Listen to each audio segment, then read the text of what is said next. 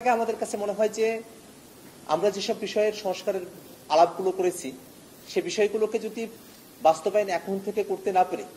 ভবিষ্যতে কোনো আলাদা সরকারের কাছে সে বাস্তবায়নের দায়িত্বভার অর্পিত হয় তাহলে নানা ধরনের আশঙ্কার জায়গা তৈরি হতে পারে, নানা ধরনের শঙ্কার জায়গা তৈরি হতে পারে, অনিশ্চয়তা তৈরি হতে পারে। তো সে কারণেই আমরা জাতীয় নাগরিক পার্টি এনসিপির তরফে দাবি জানিয়েছি জুলাই সনদ সেটা যেন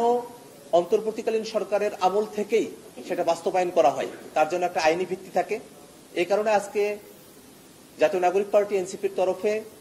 ঐক্যবদ্ধ কমিশনের মাননীয় সহসভাপতি আলিদিয়া স্যারের কাছে ঠিক কবে নাগাদ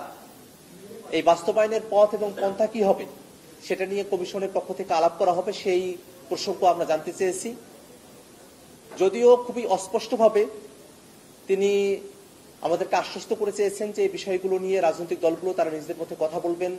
এবং একটা বাস্তবায়নের পথ খুঁজে পাওয়া যাবে, কিন্তু আমরা তার বক্তব্যের মধ্যে আমরা একটা অস্পষ্টতা দেখেছি এবং আমাদের কাছে মনে হয়েছে যে কোনো একটা জায়গায় বাস্তবায়ন করার ক্ষেত্রে কোনো একটা দুর্বলতা কাজ করছে। আমরা যেটা মনে করি যে আমরা এতগুলো মানুষ এতদিন ধরে এখানে বসেছি, কথা বলেছি, বাংলাদেশের ফ্যাসিবাদ বিরোধী রাজনৈতিক পক্ষগুলো ঐক্যবদ্ধ কমিশনে এসেছে এবং বাংলাদেশের মানুষেরা তারা একটা নতুন রাষ্ট্র কাঠামো পাবেন, সেখানে জবাবদিহিতা থাকবে, ক্ষমতার বিকেন্দ্রীকরণ থাকবে, ভারসাম্য থাকবে। সেই বিষয়গুলোকে যদি আমরা আলাপ আলোচনা করার পরে বাস্তবায়নের বিষয়টাতেই যদি আমরা হোঁচট খেয়ে পড়ে যাই